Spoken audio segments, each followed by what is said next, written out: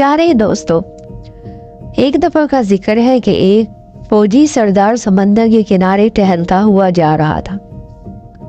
जाते जाते उसकी नजर एक डरावने जानवर पर पड़ी जो समंदर से रेंगकर खुश्की पर आया था।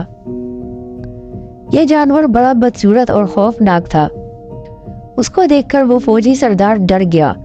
उसने जल्दी से अपनी तलवार म्यान से निकाली और उस जानवर ने कुछ ऐसी बेबसी से सरदार की तरफ देखा कि फौजी को तरस आ गया और इसने समंदरी जानवर से कहा, तुम कौन हो और तुम पर ऐसी क्या मुसीबत आन पड़ी है जो समंदर से निकल आए हो? समंदरी जानवर बोला, मेरा नाम साबाबीटो है। समंदरी जानवरों का बादशाह मुझसे नाराज हो गया है और इसने मुझे समंदर से निकल जाने का हुक्म दिया है। मुझे मार डालने से तुझे क्या मिलेगा? मैं तो यूं ही मर जाऊंगा। मैं खुश्की पर एक दिन भी जिंदा नहीं रह सकता। फौजी सरदार तरस खाकर उसको अपने घर ले आया और एक तालाब में उसे रखा। उस तालाब के चारों तरफ फूलों के पौधे और सायादार दरख्त थे।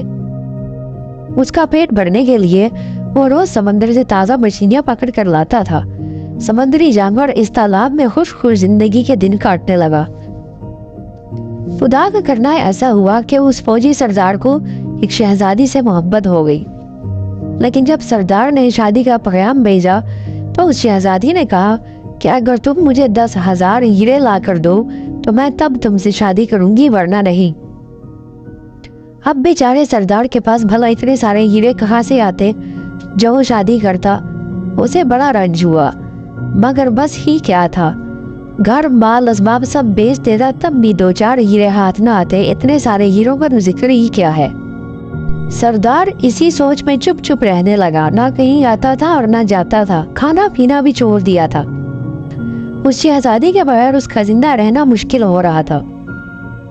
साबाबीटो की समझ में ना आता था कि उसके मालिक को क्या हो गया है। अब तो उसने तालाब पर आना भी छोड़ दिया है। आखिर उसने फैसला किया कि जिस तरह भी हो सके मुझे खुद मालिक के पास जाना चाहिए। यह सोचकर वो तालाब से निकला और रींग रींग कर सरदार के पलंग के पास तक पहुंच गया। सरदार ने उसकी तरफ देखा तो बोला, आह साबाबीटो, अब मैं तुमसे हमेशा के लिए जुदा हो रहा हूँ। मौत मुझे तुमसे छुड़ा रही है। यह सुनकर साबाबीटो रोने लगा। लेकिन अजीब बात यह हुई कि जो आंसू उसकी आंखों से गिरे वो सब के सब हीरे थे। सरदार हीरों को देखकर खुशी से फूला न समाया। वो पलंग से नीचे उतरा और हीरे चुनने लगा। उसने समंदरी जानवर से कहा, साबाबीटो, तुमने मुझे मौत के मुंह से छुड़ा लिया है। मगर जब उसने ये देखा कि अभी हीरे बहुत कम हैं, तो उसकी खुशी फिर उदासी से तब्दील हो गई। साबाबीटो ने उसके चेहरे पर नजर डाली और बोला, मेरे मालिक, अब तुम्हारा क्या हाल है? फौजी सरदार बोला, साबाबीटो, तुम रोते रोते रुक क्यों गए? थोड़ी देर और रोते रहो तो मेरा काम बन जाएगा। समंदरी जानवर को यह बात बहुत अजीब मालूम हुई। उसने कहा, मेरे मालिक, रोना मेरे बस की बात नहीं है। मैंने आपको दुख में देखा तो मेरी आंखों से आंसू निकल पड़े। अब ये देखकर कि आपकी हालत अच्छी हो गई है, मेरा दुख दूर हो गया है। अब मेरी आंखों में आंसू नहीं आ रहे।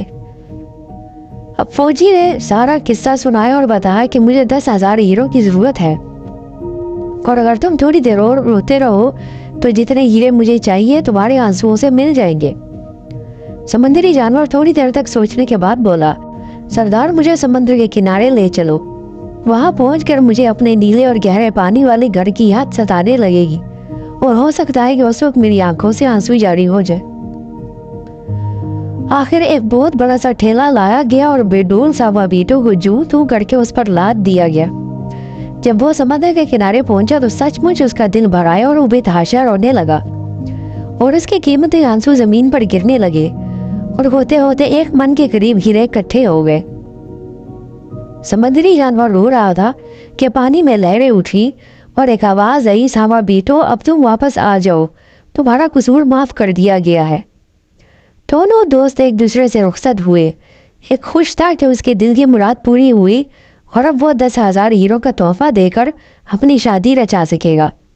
और दूसरा बाग था कि मुद्दत के छूटे हुए नीले और गहरे पानी वाले घर में जाने का मौका फिर से नसीब हो गया है। तो दोस्तों, कैसी लगी आपको हमारी ये कहानी?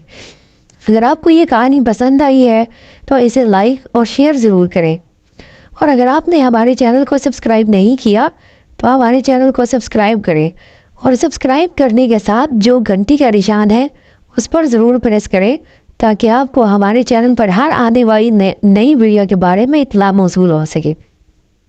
تو دوستوں، ملتے ہیں ایک اور کہانی کے ساتھ، تب تک کے لیے اپنا خیال رکھیے، اللہ حافظ۔